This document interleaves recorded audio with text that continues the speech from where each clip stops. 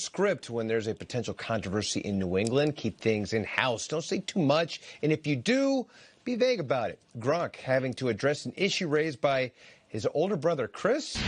That's right. Chris Gronkowski telling WEEI that he can tell by his brother's emotions, facial features, that he's super frustrated about how he's getting double covered and being pressed at the line. Chris went on to say his younger bro wants to get the ball in his hands and make plays. Rob clarified his brother's comments. The frustration comes from the aspect of the losses, and I would say so. Just got to get back on track of practicing, focusing on the Dolphins, doing what we got to do out on the practice field. He doesn't speak for myself, I mean, and he knows he doesn't, but he probably just got caught up a little bit, but just got to move on, buy his ice shaker, I guess, and that's all. Oh, Gronk. Well, Gronk and company will be short a running back, a valuable one at that. The Patriots placing Rex Burkhead on injured reserve. Burkhead suffering a neck injury in the loss to the Lions. He was the team's leading rusher through 3 games. Count on seeing more Sony Michel and James White Sunday against the Dolphins. Well, great news for Texan safety Andre Howell. He is cancer-free and could be taking the field with his teammates at some point this season.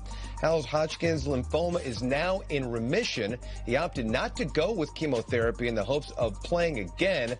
Howell is in the reserve non-football illness list. He could be eligible as soon as the week of October 8th. And what a great story that would be as well. We've seen it in the NFL before, Nate. One that comes to mind is one Eric Berry, and we see that he came back better than ever. So terrific story. Happy to report it.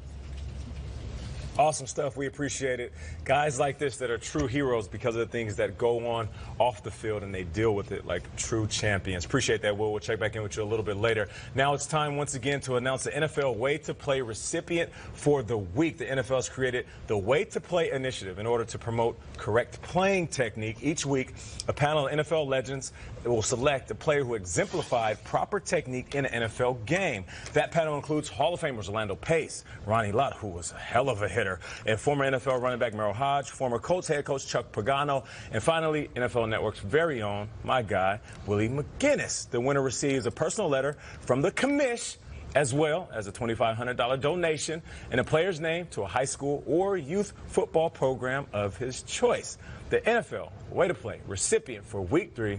It's a guy we all love here on the show, linebacker for the Seahawks, Shaquem Griffin. Let's break down this play. This is how he showed the way to play. Here's the punt by Peter's guy, Michael Dixon.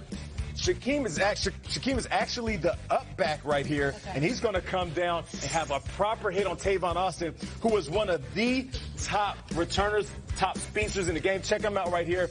Goes out there, puts the helmet to the side of the shoulder pads, puts his left shoulder pad in the middle of his numbers, takes him down, wraps him up with 2 arms, and I have to say it, one hand. Check him out right here. The up back, 49, going down, pure speed as we know.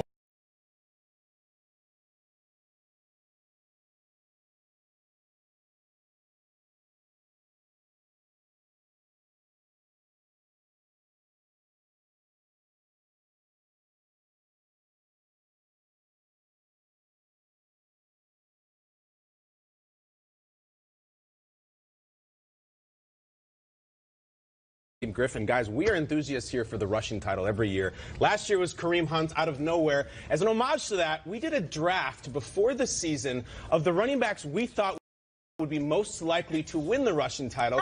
We call it In the Hunt. We each drafted 3 people. Peter went first with Kareem Hunt. It snaked all the way around to me taking Kerryon Johnson last. And each week we're checking in to see how this horse race is going. So why don't we have a little glimpse at it? After 3 weeks of NFL football, let's see it. Let's go to the carnival, raise the curtain like Trevor Denman says, and away they go. Out of the gates, Peter, Nate, Kay, Kyle. Oh, and there's Matt Breida, of course, undrafted, both in the NFL and in our own draft, way out in front. But who's catching up, guys? After 3 weeks, I see Gurley, I see Zeke, and we are at an exact tie at 2. Breida. Peter, talk about Team Strager quickly. I like Saquon. He's coming. That's my guy. He's my lead dog, and it's time for David Johnson to get it going. Nate, what do you about Team Burleson? There's one guy that's still in the blocks. I don't know what happens. He's stuck. Did he not get the memo that there's a race going on? There's always one horse that doesn't get out. Dalvin's hurt, but you know what, Jordan Howard, you're not. Questions about the quarterback in Chicago? Maybe hand the ball off. I would think 216. He's kind of in the hunt for this thing, as we like to say.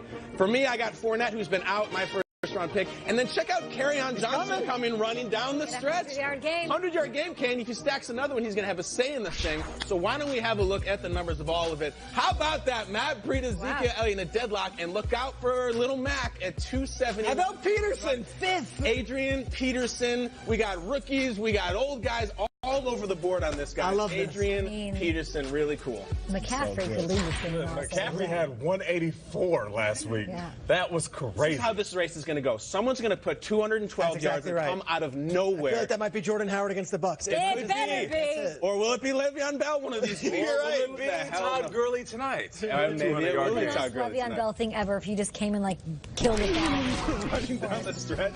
Fast lane. Yes. We're talking Rams-Vikings Thursday Night Football. The Rams special teams made a huge play last week. Can they do it again when the Vikings come to town? We'll check in with Omar Ruiz. He's in L.A. You're looking at the Coliseum live hours before kickoff to Week 4. You're probably wondering how I, Jonathan Jones, got here. The play starts like any other. I'm a step behind the receiver, but with my 40 time, you know I catch up. Then, boom. This dude reaches back in time to make a catch, and TrueView technology captures it all in 360 degrees. I mean, I can defend anyone, but this catch is ridiculous. Touchdown! See every side of the play. Go to NFL.com/TrueView.